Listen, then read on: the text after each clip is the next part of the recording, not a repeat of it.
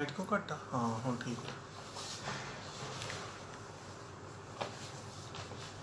Democratic page ते democratic foundation का जिहड़ा पेज है उत्ते सारे डेमोक्रेट्स नूं मेरी सत श्री अकाल। जिवें तुहानूं पता है कि असीं हफ्ते दे विच एक दिन साडा कोई ना कोई मैंबर डेमोक्रेटिक फाउंडेशन के पेज ते लाइव आउंदा है।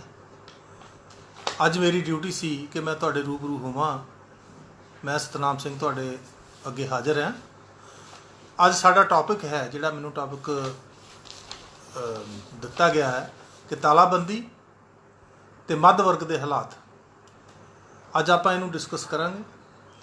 साथियों, जिवें कि तुहानूं पता है कि लॉकडाउन शुरू कीतिਆਂ ਨੂੰ ਹੋਇਆਂ ਨੂੰ पौने 2 महीने हो गए है और ये तुसीं देखिया कि प्राइम मिनिस्टर साडे जिहड़े मानयोग प्राइम मिनिस्टर नरेंद्र मोदी जी जिद्दां उन्होंने नोटबंदी की सी, एकदम शाम नूं रात नूं उठ के ये गल कह दी कि कल तो सारियां ही ट्रेनां बसां बंद होणगियां, सारियां दुकानां बंद कर दित्तियां जाणगियां, सारे दफ्तर बंद कर दिते जाणगे और लोगों नूं घर च रहण की अपील की।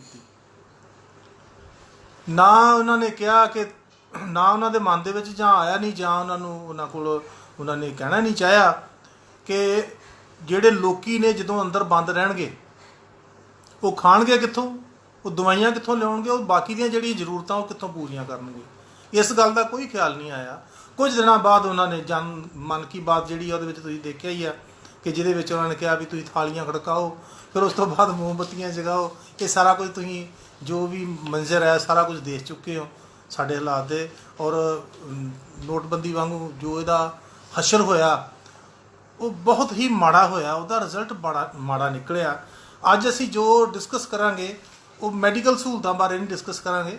असीं सिर्फ बाकी दा जो लोकां दे नाल लोगों की जिहड़ी पोजीशन हुई है हुण इस वेले हालात बने हुए ने ते सरकारां उन्हां वास्ते की कर रही ने, ये दो गल्लां डिस्कस करांगे। और ये भी दो गल्लां जिहड़ियां ज़्यादा करके रिलेटेड मध्य वर्ग के नाल ही करांगे।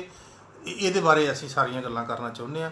असीं जे साथियों देखो पंजाब की जिहड़ी टोटल जनसंख्या वो अंदाजन पौने 3 करोड़ है और ये विच जिहड़े खांदे पींदे लोकी ने, रजे पुजे लोकी जिन्होंने कह लो, जिहड़े अपनी रोटी जे फर्ज कर लो 6 महीने भी अंदर बंद रहन तो कमा सकते हो, 20% अंदाजन है। 80% लोकी जिहड़े उन्होंने असीं दो भागां च वंडांगे, एक तो मध्य वर्ग दे ने और एक पावर्टी लाइन तो थल्ले कह लो जां नीले कार्डां वाले जिहड़े आ। नीले कार्डां वाले भी 20% ही है, बाकी 60% जिहड़े ने वो मध्य वर्ग के लोग ने। मध्य वर्ग के विचों कुछ लोग नौकरियां करते हैं, कुछ पेंशनां लैंदे ने। ये सारा कुछ लेखा जोखा किया जाए तो साढ़े को जिहड़े बचते हैं मध्य वर्ग के, जिन्हां दी आपां अज गल खास करके करांगे, वो किहड़े-किहड़े ने वो मैं थोड़ा जिहा दसना चाहुंदा तुहानूं। उहदे सब तो पहलों एग्रीकल्चर नाल जुड़े लोग आउंदे ने, जिहदे छोटे किसान जिन्हां दी 5 किले तक जमीन है, सीमांत किसान जिन्हां दी 2.5 किले तक जमीन है, ठेके ते लैके जमीन वाउण वाले बेजमीन ने, ते बाकी होर खेती दे नाल जुड़े। ये 3-4 कैटेगरियां जिहड़ियां ने जमीन दे नाल जुड़ियां हुई ने। और 5 किले तक जिन्हां दी जमीन है, बहुत सारे एरिए इस तरह के आ जिहड़े कि जे 5 किले जमीन जिहदी हैगी वो बड़े आराम नाल रोटी खा सकदा है और जिद्दां लोकी तनख्वाह वाले आ उदां दा ही गुजारा कर सकदा है। ये भी आपां नूं एक पासे जे रख दिते जाण। कई एरिए दे विच 5 किले जमीन बहुत घੱਟ जमीन है क्योंकि उन्होंने बड़ी मुश्किल नाल गुजारा हुंदा। 2.5 किले वालिਆਂ ਦਾ ਤਾਂ ਤੁਸੀਂ ਦੇਖਿਆ ਹੀ, ਉਹ ਵਿਚਾਰੇ ਨਾਲ ਸਾਈਡ ਬਿਜ਼ਨਸ ਕਰਨਾ ਪੈਂਦਾ ਉਹਨਾਂ ਨੂੰ, ਤਾਂ ਉਹਨਾਂ ਦਾ ਗੁਜ਼ਾਰਾ ਹੁੰਦਾ, ਨਹੀਂ ਤਾਂ ਨਹੀਂ ਹੁੰਦਾ। ਠੇਕੇ ਵਾਲੇ ਜਿਹੜੇ ਆ ਉਹ ਉਹਨਾਂ ਦੀ ਕੋਈ ਬੱਜੀ ਜਿਹੜੀ ਇਨਕਮ ਹੈ ਜਿੰਨੀ ਕੁ ਹੈਗੀ ਆ ਉਹਦੇ ਨਾਲ ਮਸਾਂ ਹੀ ਗੁਜ਼ਾਰਾ ਹੁੰਦਾ। ਦੂਜੀ ਕੈਟਾਗਰੀ ਹੈ ਪੰਜਾਬ ਵਿੱਚ ਛੋਟੇ ਉਦਯੋਗ, ਜਿਵੇਂ ਲੁਧਿਆਣੇ ਹੌਜ਼ਰੀ ਦੇ ਨੇ, ਬਟਾਲੇ ਆ, ਅੰਮ੍ਰਿਤਸਰ ਆ और मंडी गोबिंदगढ़ भी कुछ छोटे छोटे, वड्डे नहीं, वड्डे लोहे वाले नहीं मैं गल कर रहा, निक्के निक्के उद्योगों की गल करदा। फिर रिपेयर दीयां वर्कशापां ने, छोटे दुकानदार ने, मकान उसारी नाल जुड़े हुए ने, बहुत सारे धंधे, पत्थर लाउण वाले ने, राज मिस्त्री ने, सरिया बनने वाले, इलैक्ट्रीशियन हैं, सो बहुत ज़्यादा ने। इस तरह प्राइवेट टैंपरेरी नौकरियां करते हैं शॉपिंग मॉल दे विच, जिवें किसी कार की फैक्ट्री दे विच लगा कोई, कार इंडस्ट्री की जिहड़ी अपना शोरूम आ कार का उत्थे लगा कोई, कोई मोटरसाइकिल की एजेंसी ते लगा है, कोई कॉल सेंटर ते लगा है, इहो ਜਿਹੇ कई दफ्तर ने। और 6वां नंबर असीं कहांगे ट्यूशन सेंटर ਜਿਹੜੇ ਲੋਕਾਂ ਨੇ ਕਈਆਂ ਨੇ ਖੋਲ੍ਹੇ ਹੋਏ, ਜਿਉਂ ਬੇਰੁਜ਼ਗਾਰ ਜਿਹੜੇ ਪੜ੍ਹੇ ਲਿਖੇ ਲੋਕੀ ਉਹਨਾਂ ਨੇ ਟਿਊਸ਼ਨ ਸੈਂਟਰ ਨਾਲ ਹੀ ਆਪਣੇ ਵਿਚਾਰੇ ਗੁਜ਼ਾਰਾ ਕਰ ਰਹੇ ਆ। ਹੋਰ ਕਈ ਛੋਟੇ ਛੋਟੇ ਪ੍ਰਾਈਵੇਟ ਸਕੂਲਾਂ ਦੇ ਵਿੱਚ ਟੀਚਰ ਲੱਗੇ ਹੋਏ ਨੇ, ਔਰ ਇੱਦਾਂ ਦੇ ਹੋਰ ਬਾਕੀ ਕਈ ਆਫਿਸ ਨੇ। ਇਹ 6-7 ਕੈਟੇਗਰੀਆਂ ਨੇ ਜਿਹੜੇ ਜਿਨ੍ਹਾਂ ਦੇ ਵਿੱਚ ਲੋਕੀ ਜਿਹੜੇ ਕੰਮ ਕਰ ਰਹੇ ਨੇ, ਇਹਨਾਂ ਦੀ ਕੋਈ ਜਿਹੜੀ ਇਨਕਮ ਆ ਉਹ ਬਿਲਕੁਲ ਟੋਟਲੀ ਬੰਦ ਹੋ ਗਈ ਲੋਕਡਾਊਨ ਦੇ ਨਾਲ। ਔਰ ਇਹਨਾਂ ਦਾ ਜੋ परसेंटेज बनती है पापूलेशन की, वो जे असीं सारे एस्टीमेट ला लीए तो 50% के लागे बनती है। 50% के लागे कह लो या 55% के लागे, तो जे 2.25 करोड़ है जी 3 करोड़ भी मान लीए तो अद्धी पापूलेशन इन्हों की है, तो मतलब 1.5 करोड़ नूं लैके चलते हैं आप। अज आप जिहड़ी डिस्कशन करांगे 1.5 करोड़ की करांगे, जिहड़े आ उपरले टाइप के लोग तुहानूं दस्से आ, और ये 1.5 करोड़ लोग बनते हैं। और 1.5 करोड़ का जो हालत हुई है उन्होंने बारे ही आप डिस्कस करते हैं। जदों इन्होंने एकदम PM मोदी ने, साढ़े मानयोग प्रधानमंत्री जिहड़े कि मशहूर ने मन की बात करन दे, एकदम अनाउंस करन दे बड़ा कुछ उन्होंने अनाउंस किया। तो लॉकडाउन भी उन्होंने इदा ही सोचा भी चलो भी अनाउंस कर दो, तो लोगों ने शायद, और लोग चंगे भी ने, लोग मन भी जाते हैं तकरीबन। बाकी फॉरन कंट्रीज के तो बहुत कई विरोध भी हुए हैं इन्होंने गलों के, साढ़े इत्थे इन्ना ज़्यादा विरोध चलो नहीं होया, क्यों नहीं होया वो भी अगे आप डिस्कस करांगे। असीं ये कह रहे हैं भी लोग घर च बैठ गए, लोगों के काम धंधे बंद हो गए।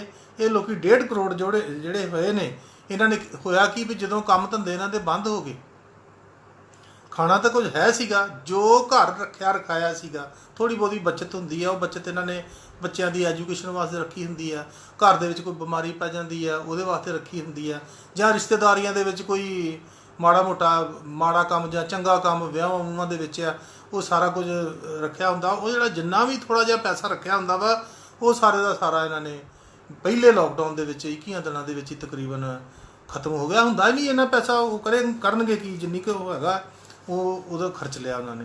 हुण इस वेले इन्हां दी पोजीशन की आई थोड़े चिरां बाद, 10-15 दिनों बाद, कि ना तो उन्हां कोल खाण नूं कुछ हैगा सी, दवाइयां वास्ते कोई पैसा नहीं सीगा, बाकी उन्हां दी जरूरतां पूरीआं करन वास्ते सिर्फ रोटी नहीं खानी हुंदी, बाकी होर भी बड़ा समान घर दे विच चाहीदा हुंदा, वो सारे दा सारा जिहड़ा वा ठप्प पिया वा, कुछ नहीं ही उन्हां दे विच। हुण सरकार जिहड़ी है, ये नहीं कह सकते सरकार ने उस बाद कोई फैसला नहीं लिया, चाहे लॉकडाउन एकदम उन्होंने कह दिता, उस वे कुछ नहीं अनाउंस किया, पर बाद बहुत सारिया स्कीमां जिहड़ियां ने अनाउंस कीतियां। सब तो पहलों तो उन्होंने जिहड़ा हौच पौच दे विच काम किया भी पिंडां दे विच राशन पहुँचाउणा शुरू किया।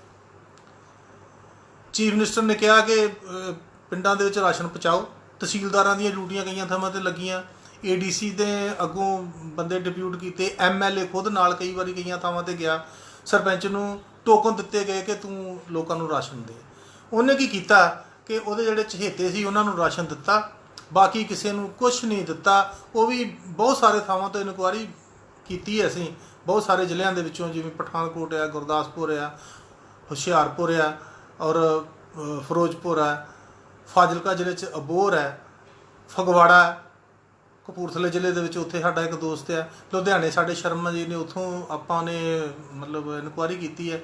और ये काफ़ी जिलों के जो असीं इनकुआरी की है तो पता ये लगा कि कुछ जिहड़े सीमांत किसान ने उन्होंने 2,000 रुपया खाते जो सेंटर वालों पहलों पैंदा ही वो पिया वा, तो जिहड़े बिलो पावर्टी हैगे ने नीले कार्ड वाले उन्होंने 10-10 रुपये वाले पत्ती दे चाह पत्ती दे मतलब पैकेट दिते ने, 10-10 रुपये वाले घ्यो के पैकेट, सानूं तो पता नहीं सी 10 रुपये का घ्यो भी आउंदा, लेकिन उन्होंने बेचारिਆਂ ने दस्सिया भी इन्ना अद्धा किलो खंड तो थोड़ी दाल अद्धा किलो, तो कुछ 15 किलो शायद आटा दिता जां कणक दी है, इदों वध कुछ नहीं। और वो भी छेतियां नूं, बाकी लोगों को कुछ नहीं मिलिया, जिन्होंने टोकन नहीं दिते गए उन्होंने नहीं मिलिया। ये मैं नीले कार्ड वाले की गल करदा।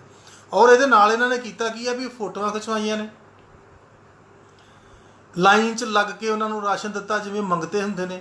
और ये सारा कुछ जिहड़ा मिडल क्लास जिहड़ी आ वो नहीं बर्दाश्त करती, वो ना तो फोटो खिचवा के अपनी बेइज्जती कराउणा चाहुंदी ते ना ही लाइन च लगदी है, क्योंकि वो लोग काम करने वाले हुंदे आ, वो ही देश नूं मेहनत करके चला रहे हैं। इस करके उन्होंने सब तो वड्डी तरासदी ये सी कि वो चुप करके अंदर बैठे ने, जिहड़ा उन्हां दी प्रॉब्लम आई है वो तुहाडे सामने आ, क्योंकि उन्होंने को खाण वास्ते कुछ नहीं हैगा। ਤੇ ਇਹਦਾ ਹੱਲ ਕੀ ਸੀ? ਅਗਲੀ ਗੱਲ ਆਪਾਂ ਕਰੀਏ ਵੀ ਹੁਣ ਸਮੱਸਿਆ ਤੇ ਸਾਨੂੰ ਪਤਾ ਲੱਗ ਗਿਆ, ਉਹਦਾ ਹੱਲ ਕੀ ਸੀਗਾ? ਸਰਕਾਰ ਨੂੰ ਕੀ ਕਰਨਾ ਚਾਹੀਦਾ ਸੀ ਉਹਨਾਂ ਵਾਸਤੇ? ਪਹਿਲੀ ਗੱਲ ਮੈਂ ਇਹ ਗੱਲ ਕਹਾਂਗਾ ਵੀ ਇਨ ਕਾਈਂਡ ਟਰਾਂਸਫਰ ਕਰਨੀ ਚਾਹੀਦੀ ਸੀ। ਇਹ ਜਿਹੜੀਆਂ ਮੈਂ ਗੱਲਾਂ ਕਹਿ ਰਿਹਾ ਵਾਂ ਇਹ ਸਾਰੀਆਂ ਸਾਹੀਂ ਤਜਰਬੇ ਵਿੱਚੋਂ ਹੀ ਗੱਲ ਕਰਾਂਗੇ। ਇਨ ਕਾਈਂਡ ਦਾ ਮਤਲਬ ਵਸਤ ਸਾਨੂੰ ਰਸਦ ਦੇਣੀ ਚਾਹੀਦੀ ਸੀ ਉਹਨਾਂ ਨੂੰ। ਰਸਦ ਕਿੱਦਾਂ? ਅਨਾਜ, ਜਿਹੜਾ ਅਨਾਜ ਦੀ ਜੇ ਗੱਲ ਕਰੀਏ ਕਿ ਜੇ ਤੁਸੀਂ ਪਿਛਲੀਆਂ ਰਿਪੋਰਟਾਂ ਦੇਖੋ ਤੇ ਸਾਡੇ ਕੋਲ ਪੰਜਾਬ ਦੇ ਵਿੱਚ ਖਾਸ ਕਰਕੇ ਇੰਨਾ ਕੁ ਅਨਾਜ ਪਿਆ ਆ। ਮੈਂ ਪਿੱਛੇ ਜੇ ਫੇਸਬੁੱਕ 'ਤੇ ਵੀ ਇੱਕ ਪੋਸਟ ਪਾਈ ਸੀਗੀ, ਵੀਡੀਓ ਵੀ ਸ਼ਾਇਦ ਪਾਈ ਹੋਵੇ, ਕਿ ਚੌਲ ਤੇ ਕਣਕ ਗੋਦਾਮਾਂ 'ਚ ਰੁਲਦੀ ਫਿਰਦੀ ਹੈ ਔਰ ਖੁੱਲ੍ਹੇ ਸਮਾਨ ਦੇ ਥੱਲੇ ਹੈ, ਉਹਨਾਂ ਨੂੰ ਕੋਈ ਢੱਕਿਆ ਨਹੀਂ ਹੋਇਆ ਔਰ ਮੀਂਹ ਦੇ ਨਾਲ ਜਦੋਂ ਭਿੱਜਦੀ ਸਾਰੀ ਬਰਬਾਦ ਹੋ ਜਾਂਦੀ ਹੈ। ਔਰ ਇੰਨਾ ਅਨਾਜ ਜੇ ਅਸੀਂ ਬਾਹਰਲੇ ਹੋਰ ਸਟੇਟਾਂ ਨੂੰ ਵੀ ਭੇਜਿਆ ਵਾ ਕਾਫੀ ਟ੍ਰੇਨਾਂ ਦੇ ਵਿੱਚ। ਪਿਛਲੇ ਮਹੀਨੇ ਹੀ ਪੰਜਾਬ ਸਰਕਾਰ ਨੇ ਭੇਜਿਆ ਟ੍ਰੇਨਾਂ, ਕਾਫੀ ਟ੍ਰੇਨਾਂ ਭੇਜੀਆਂ ਨੇ। ਤੇ ਜੇ ਬਾਕੀ ਜਿਹੜਾ ਬਚਦਾ ਅਨਾਜ ਪੰਜਾਬ ਵਾਸਤੇ ਸੰਕਟ ਵੇਲੇ ਵਰਤਣਾ ਹੁੰਦਾ ਤਾਂ ਇਹਦੋਂ ਵੱਡਾ ਸੰਕਟ ਕੋਈ ਨਹੀਂ ਗਾ। ਇਹੋ ਜਿਹੇ ਸੰਕਟਾਂ 'ਚ ਹੀ ਵਰਤਣਾ ਚਾਹੀਦਾ ਸੀਗਾ ਔਰ ਇਹ ਸੰਕਟ ਦੇ ਵਿੱਚ ਸਰਕਾਰ ਨੂੰ ਵਰਤ ਲੈਣਾ ਚਾਹੀਦਾ ਸੀਗਾ। ਜਿਹੜੀ ਮਿਡਲ ਕਲਾਸ ਹੈ, ਜਿਹੜੀ 1.5 ਕਰੋੜ ਜਨਤਾ ਹੈ, ਉਹਨੂੰ ਰਾਸ਼ਨ ਜ਼ਰੂਰ ਦੇਣਾ ਚਾਹੀਦਾ ਸੀਗਾ। ਇਹ ਇਹਨਾਂ ਨੇ ਗਲਤੀ ਕੀਤੀ ਹੈ, ਹੁਣ ਤੱਕ ਕੁਛ ਨਹੀਂ ਦਿੱਤਾ। ਦੂਸਰੀ ਗੱਲ, ਤੁਸੀਂ ਕੱਲ੍ਹ ਪਰਸੋਂ ਜਿਹੀ ਇੱਕ ਬਿਆਨ ਪੜ੍ਹਿਆ ਹੋਊਗਾ ਰਾਮ ਵਿਲਾਸ ਪਾਸਵਾਨ ਦਾ ਕਿ 70,725 ਟਨ ਅਨਾਜ ਪੰਜਾਬ 'ਚ ਭੇਜਿਆ ਗਿਆ ਤੇ ਇਹਨਾਂ ਨੇ 1% ਨੂੰ ਹੀ ਵੱਧ ਤੋਂ ਵੱਧ ਵਰਤਿਆ। 1% ਨੂੰ ਹੀ ਦਿੱਤਾ ਸਭ ਤੋਂ ਜ਼ਿਆਦਾ। ਉਹ ਅਨਾਜ ਕਿੱਥੇ ਗਿਆ? ਉਹ ਅਨਾਜ ਵੰਡਣਾ ਚਾਹੀਦਾ ਸੀਗਾ। ਜੇ ਉਹ ਅਨਾਜ ਵੰਡਿਆ ਹੁੰਦਾ ਤਾਂ ਮਿਡਲ ਕਲਾਸ ਦਾ ਅੱਜ ਇੰਨਾ ਬੁਰਾ ਹਾਲ ਨਾ ਹੁੰਦਾ। ਇਹ ਸਰਕਾਰ ਨੂੰ ਇਹਦੀ ਤਹਿ ਤੀਕਰਾ ਜਾਣਾ ਚਾਹੀਦਾ ਵੀ ਅਨਾਜ ਜਿਹੜਾ ਵੰਡਣ ਦਾ ਤਰੀਕਾ ਵਾ, ਇਹ ਜਿਹੜਾ ਵੰਡਣ ਦਾ, ਵੈਸੇ ਤੇ ਮੈਂ ਬਾਅਦ 'ਚ ਗੱਲ ਕਰਾਂਗਾ ਵੀ ਵੰਡਣ ਦਾ ਤਰੀਕਾ ਹੀ ਗਲਤ ਹੈ ਇਹਨਾਂ ਦਾ, ਉਹ ਵੀ ਠੀਕ ਕਰਨਾ ਚਾਹੀਦਾ। ਲੇਕਿਨ ਹੁਣ ਉਹਨਾਂ ਨੂੰ ਜਵਾਬਦੇਹੀ ਜ਼ਰੂਰ ਕਰਨੀ ਚਾਹੀਦੀ ਹੈ। ਮੇਰੇ ਸਾਹਮਣੇ ਕਾਫੀ ਜਾਣੇ ਆਨਲਾਈਨ ਆ ਰਹੇ ਨੇ। ਸਤਪਾਲ ਸ਼ਰਮਾ ਜੀ ਆ, ਪੰਜਾਬ ਬੋਲਦਾ, ਸਤਿ ਸ੍ਰੀ ਅਕਾਲ ਜੀ। ਸਤਿ ਸ੍ਰੀ ਅਕਾਲ। ਪੰਜਾਬ ਬੋਲਦਾ ਜਨ ਕੀ ਬਾਤ ਵਿੱਚੋਂ। ਔਰ ਇਹ ਤੋਂ ਪਹਿਲੋਂ ਸਾਡੇ ਜਤਿੰਦਰ ਸਿੰਘ ਜੀ, ਸਾਡੀ ਭੈਣ ਫਰੀਦਕੋਟ ਵਾਲੀ ਰਾਜਕੌਰ ਜੀ, ਉਹਦੀ ਵੀ ਮੈਨੂੰ ਥੋੜ੍ਹਾ ਜਿਹਾ ਸਾਹਮਣੇ ਦਿਸ ਰਿਹਾ ਸੀਗਾ। ਔਰ ਇਹ ਕਾਫੀ ਲੋਕੀ ਸਾਡੇ ਨਾਲ ਜੁੜ ਰਹੇ ਨੇ, ਮੈਂ ਸਾਰਿਆਂ ਦਾ ਧੰਨਵਾਦ ਕਰਦਾ। ਔਰ ਆਪਾਂ ਇਹ ਗੱਲ ਸ਼ੁਰੂ ਰੱਖਦੇ ਹਾਂ ਵੀ ਚਾਹੀਦਾ ਕੀ ਹੈ। ਸਰਕਾਰ ਨੇ ਇੱਥੇ ਜਿਹੜਾ ਰਾਸ਼ਨ ਵੰਡਿਆ ਵਾ ਉਹਦੇ ਵਿੱਚ ਮਿਡਲ ਕਲਾਸ ਤੱਕ ਹੀ, ਥੱਲੇ ਤੱਕ ਵੀ ਨਹੀਂ ਪਹੁੰਚਿਆ, ਉਹਦੀ ਤਹਿ ਤੱਕ ਜਾਣਾ ਚਾਹੀਦਾ। ਮਿਡਲ ਕਲਾਸ ਨੂੰ ਦੇਣਾ ਚਾਹੀਦਾ ਇਹ ਰਾਸ਼ਨ। ਦਿੱਤਾ ਨਹੀਂ ਗਾ। ਸਾਡੇ ਕੋਲ ਪਿਆ ਸੀ ਰਾਸ਼ਨ, ਪਿਆਉਣ ਦੇ ਬਾਵਜੂਦ ਵੀ ਨਹੀਂ ਦਿੱਤਾ। ਸੈਂਟਰ ਨੇ ਵੀ ਇੰਨਾ ਰਾਸ਼ਨ ਭੇਜਿਆ, ਨਹੀਂ ਦਿੱਤਾ। ਅਗਲੀ ਗੱਲ ਹੈਗੀ ਹੈ ਇਨਕਮ ਟਰਾਂਸਫਰ। ਇਹ ਬਹੁਤ ਹੀ ਇੰਪੋਰਟੈਂਟ ਗੱਲ ਹੈ ਜਿਹੜੀ ਮੈਂ ਕਰਨ ਲੱਗਾ ਵਾਂ ਵੀ ਇਨਕਮ ਟਰਾਂਸਫਰ।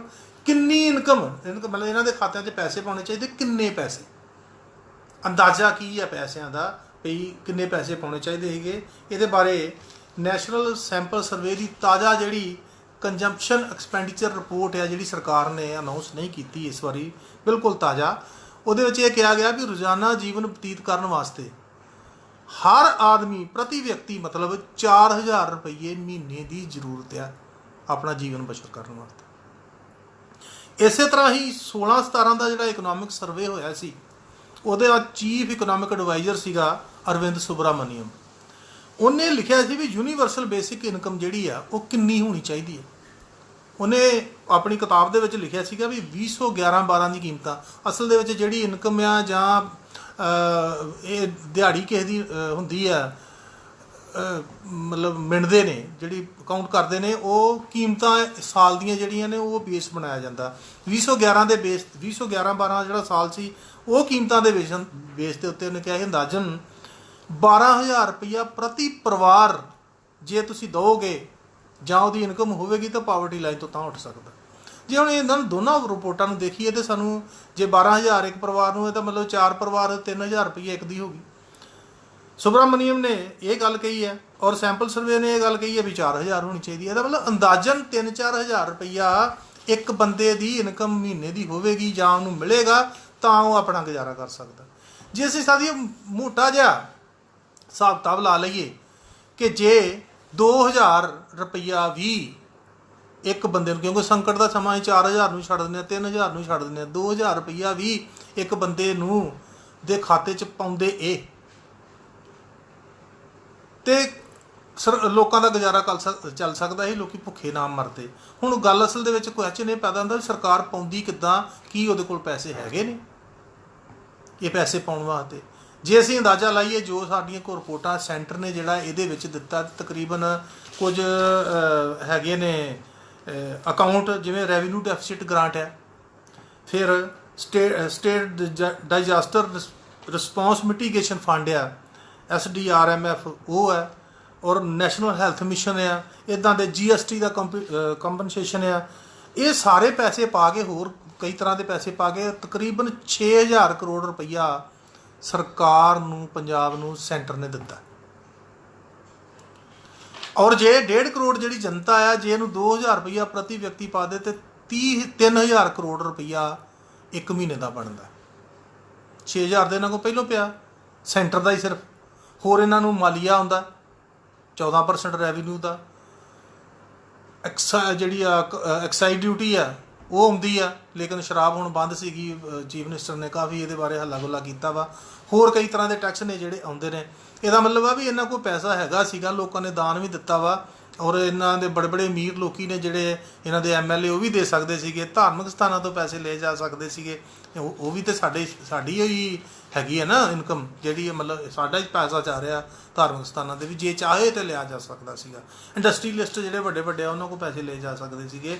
ਤੇ 3000 ਕਰੋੜ ਮਹੀਨੇ ਦਾ, ਤੇ ਜੇ 4 ਮਹੀਨੇ ਦਿੱਤਾ ਜਾਵੇ, ਜਿੱਦਾਂ ਮਾਰਚ, ਅਪ੍ਰੈਲ, ਮਈ, ਜੂਨ ਤੱਕ ਦਿੱਤਾ ਜਾਵੇ ਤੇ 12000 ਕਰੋੜ ਬਣਦਾ, ਆਰਾਮ ਨਾਲ ਦਿੱਤਾ ਜਾ ਸਕਦਾ ਸੀਗਾ। ਇਹ ਕੋਈ ਔਖਾ ਨਹੀਂ ਗਾ ਦੇਣਾ, ਲੇਕਿਨ ਸਰਕਾਰ ਦੀ ਨੀਅਤ ਹੋਣੀ ਚਾਹੀਦੀ। ਇੱਥੋਂ ਇਹ ਦੋ ਗੱਲਾਂ ਨਿਕਲ ਆਉਂਦੀਆਂ ਨੇ ਕਿ ਜੇ ਫਰਜ਼ ਕਰ ਲਓ ਉਹਨਾਂ ਨੂੰ ਅਨਾਜ ਵੀ ਦਿੱਤਾ ਜਾਂਦਾ ਜਾਂ ਪੈਸੇ ਪਾਏ ਜਾਂਦੇ ਤੇ ਸਰਕਾਰ ਵਾਸਤੇ ਕੋਈ ਜ਼ਿਆਦਾ ਔਖਾ ਨਹੀਂ ਗਾ, ਆਰਾਮ ਨਾਲ ਪਾ ਸਕਦੀ ਸੀ ਪੈਸੇ। ਲੇਕਿਨ ਦੋਨੇ ਕੰਮ ਸਰਕਾਰ ਨੇ ਨਹੀਂ ਕੀਤੇ, ਜਾਂ ਖੁੰਝ ਗਈ ਕਹਿ ਲਓ ਇਸ ਗੱਲ ਦੇ ਉੱਤੋਂ। ਤੀਜੀ ਇੰਪੋਰਟੈਂਟ ਗੱਲ ਜਿਹੜੀ ਹੈ ਮੱਧ ਵਰਗ ਵੀ ਰਿਲੈਕਸੇਸ਼ਨ ਇਨ ਲੋਕਡਾਊਨ, ਇਹ ਬੜੀ ਇੰਪੋਰਟੈਂਟ ਹੈ। ਇਹਦੇ ਬਾਰੇ ਆਪਾਂ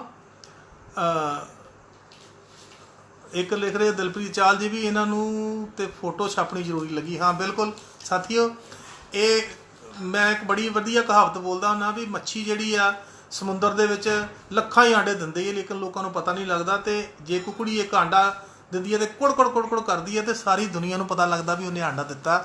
ਇਹ ਸਾਡੇ ਲੀਡਰਾਂ ਨੇ ਮੈਨੂੰ ਲੱਗਦਾ ਇਹ ਗੱਲ ਸੁਣ ਲਈ ਹੋਈ ਆ। ਉਹ ਕੁੜ ਜ਼ਿਆਦਾ ਕਰਦੇ ਆ, ਆਂਡਾ ਇੱਕ ਹੀ ਦਿੰਦੇ ਆ, ਉਹ ਵੀ ਆਪਣੇ ਘਰ ਹੀ ਦਿੰਦੇ ਆ, ਤੇ ਕੁੜ ਜਿਹੜਾ ਵਾ ਲੋਕਾਂ ਦੇ ਘਰਾਂ 'ਚ ਜਾ ਕੇ ਕਰਦੇ ਆ। ਔਰ ਆਮ ਜਨਤਾ ਜਿਹੜੀ ਆ ਉੱਥੇ ਕੁੜ ਹੀ ਜਾ ਕੇ ਕਰਦੇ ਆ, ਹੋਰ ਕੁਛ ਨਹੀਂ ਕਰਦੇ। ਆ ਫੋਟੋਆਂ ਵਾਲੀ ਗੱਲ ਬਿਲਕੁਲ ਤੁਸੀਂ ਠੀਕ ਕਹੀ ਹੈ।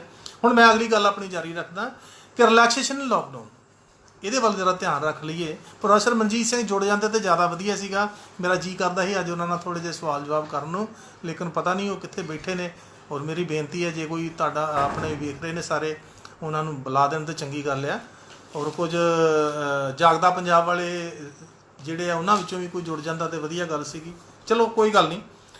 ਯੇਲ ਯੂਨੀਵਰਸਿਟੀ ਹੈ ਇੱਕ ਅਮਰੀਕਾ 'ਚ, ਬੜੀ ਇੰਪੋਰਟੈਂਟ ਯੂਨੀਵਰਸਿਟੀ, ਬੜੀ ਵਧੀਆ ਯੂਨੀਵਰਸਿਟੀ ਆ।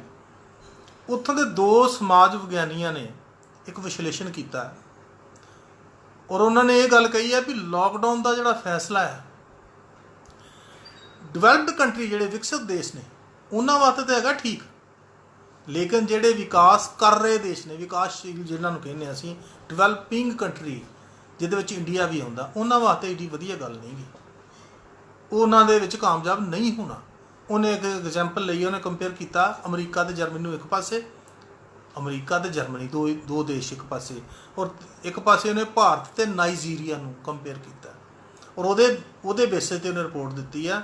ਉਹ ਬੜੀ ਲੰਬੀ ਰਿਪੋਰਟ ਹੈ, ਉਹ ਆਪਾਂ ਇੱਥੇ ਡਿਸਕਸ ਨਹੀਂ ਕਰਾਂਗੇ, ਲੇਕਿਨ ਇਹ ਗੱਲ ਆਪਾਂ ਨੋਟ ਕਰ ਲਈਏ ਵੀ ਉਹਨਾਂ ਦੀ ਗੱਲ ਇਹ ਸੀਗੀ ਵੀ ਇਹਨਾਂ ਵਾਸਤੇ ਕਾਮਯਾਬ ਨਹੀਂ ਗਾ। ਔਰ ਨਹੀਂ ਆ ਕਾਮਯਾਬ ਸਾਡੇ ਵਾਸਤੇ, ਕਿਉਂ ਨਹੀਂ ਕਾਮਯਾਬ?